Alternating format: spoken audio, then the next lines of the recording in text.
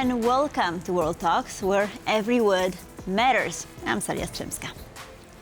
Energy, defense and economic security will top the agenda during the upcoming Polish rotating presidency of the Council of the EU, which starts in January of next year.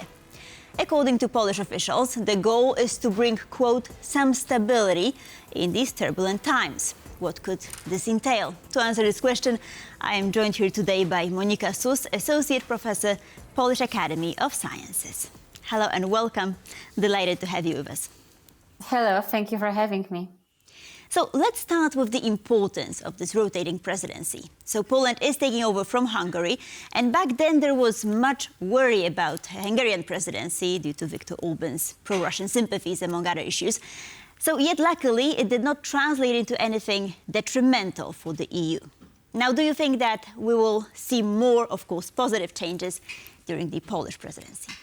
Yes, definitely. I do think that Poland has a chance to actually change something. Of course, it is bounded by the treaties. It is bounded by the rules. So we cannot expect Poland to basically dictate the EU's action for the next 6 months. But we can, and I think we should also, expect that Poland will basically set a tone for a different discussion at the EU level in certain policy fields that you just mentioned. And there, I believe that Poland can actually make a difference by running the agenda, by putting items on the agenda that matters a lot for Poland, and that Poland or the Polish government thinks that these topics should also be basically topics of the overall EU policy. So there is definitely a room for Poland to show its priorities and to show how the country sees the future of the European Union. So let's zoom in on these issues. So what is going to be the focus for Poland's presidency in the EU, and sort of what will Poland push to achieve? So, of course, we know already that the main focus is security, but security is a very broad dimension, and you also already alluded to that. So, definitely, Poland will. There are several dimensions that the government already announced to be focused on. But I think what is really crucial here are two most important dimensions from my perspective. The one is military security, so all what is linked with defense and security measures, also. Obviously, defense industrial cooperation, because I think there definitely Poland can also step in and push the other countries to do more in this field.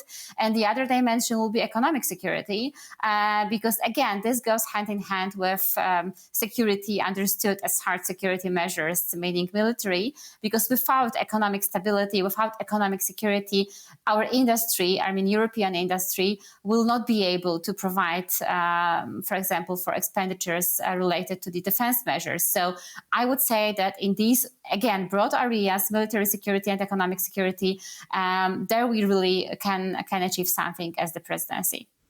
We're going to get to the defense aspect in a moment, but speaking about economy, Polish Prime Minister Donald Tusk declared that lowering the energy prices in Europe is one of the key goals. So how do you think he's planning to achieve that? Well, I mean, this is obviously a very complex process, and I don't think that this is something, realistically achievable within 6 months. But definitely energy policy is one of the areas where, in which the new EU administration also intends to make a difference. And there is a new strategic document to be published in the upcoming months of the new EU administration on energy and on climate change. So we can expect something that will partially mirror the Green Deal, but obviously with much bigger protection schemes for several industry branches that were affected by the Green Deal, as of course for agriculture. And this is something that is, I think, of huge importance for Poland and for the government. But I wouldn't say that, basically bringing energy prices down is something that the presidency only can focus. It is a priority for many countries in the European Union. And again, this has also a lot to do with the reform of the common agriculture policy that is planned to also be discussed at least in the upcoming 6 months. So this is, again, something that Poland can bring some ideas to the table, and certainly the government will take the chance and do it. Right, so you've mentioned the limited time frame that Poland has. Of course, 6 months will be a challenge. But the presidency will be held also during a time of various changes in Europe, right? We have problems in France and in Germany, of course, Donald Trump taking over the presidency in the US. So how do you think Poland will deal with these changes and challenges? I mean, there are so many moving pieces in place. Definitely, I would say the whole EU is basically a large moving piece since a few years by now.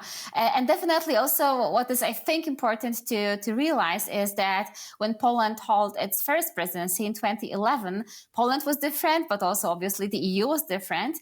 But the expectation back then from Poland was basically, you know, as a new member state to the European Union, it was an expectation that it will be a smooth presidency, well done from the administrative capacity perspective, and without, you know, huge ambitions. And despite these, one can say, lower expectations, perhaps, Poland really did achieve something in 2011, among others by driving also the Eastern policy of the European neighborhood. So there were some achievable measures back then. Now, almost 15 years later, after the first presidency, the expectations are much higher. The EU is in a very difficult position, as you just said. And we have been hearing a lot since the full-scale invasion against Ukraine started about center of gravity moving east towards basically our region and our country. And I think that many countries in the European Union and also beyond the EU in the neighborhood, but also for example, in the United States, there's an expectation that Poland will actually prove that it's not only a country that has high administrative capacity to run a presidency, but it is also a mature member of the European Union, able and willing to set priorities and to basically drive the EU forward, something that so far only big EU countries like Germany, France, perhaps Spain and Italy have been doing. And now definitely there is an expectation that Poland will basically join the club and steer the direction of the European Union. So actually, I was going to ask you if this presidency, do you think it will bring Poland more exposure also on the global political scene? And could this translate into benefits for our own country? Well, this is a great question because, of course, foreign policy of the EU is, first of all, run in the national capitals, but also, secondly, we have a whole administration in Brussels, namely the European External Action Service, with the High Representative on its helmet to basically run EU foreign policy. But nonetheless, obviously, as still countries matters a lot in the security dimension, in the foreign policy, I do think that Poland will be definitely much more present on the global arena and will be more exposed to discussions. It will join several meetings of different formats, also within the EU, but also beyond the EU. And it will have more room to basically do what has been tried to do by the government already. For example, several formats were like Weimar Triangle plus meaning Italy and Spain, but also the United Kingdom, also perhaps Norway or the Nordic dimension of the European security. So these are all areas that Poland can be more exposed to and can basically decide its directions. And I do believe, looking at the priorities of the government, that Poland will gladly join this club, so to say, and steer this policy. Indeed, this is a big chance. But let me ask you about defense, as I promised we were going to get to that. So do you think that Poland will lead by example? And of course, could this translate into more troops stationing in Poland? Or what could this, what could happen in the defense realm? That's, again, a super interesting question. And let me just start by saying that Poland has been leading by example already, right? We are one of the few EU and also NATO, obviously, members spending much more on defense than many other countries. I mean, the Polish defense budget is clearly near to 5% of GDP. So this is a huge number. And the other countries of the European Union are lagging way behind Poland if it comes to defense expenditures. So definitely Poland is a country that is valued as an ally and as a strong as a country with strong defense. And I think that especially when we are talking about bringing troops to Poland's territory, there's a huge discussion about that. But also there is, the elephant in the room when we are talking about defense and security, and especially the Russian war in Ukraine. And this is Donald Trump. So his presidency and his coming to the White House in January will, of course, also change the cards on the table, so to say. And hopefully, due to Polish very close and strong relationship with the United States, we'll be able to secure America's presence in this part of Europe and in this part of the Eastern Alliance, basically. Definitely, Donald Trump is one wild card. But I mean, during his meeting with a French president, Polish prime minister, I mean, they both pointed to the Russian meddling as one of the challenges. And since we're discussing defense, of course, this hybrid warfare is also an issue here in Europe. So do you think that we'll see some ways of dealing with this Russian threat, perhaps more coordinated dealing with their hybrid warfare and involvement?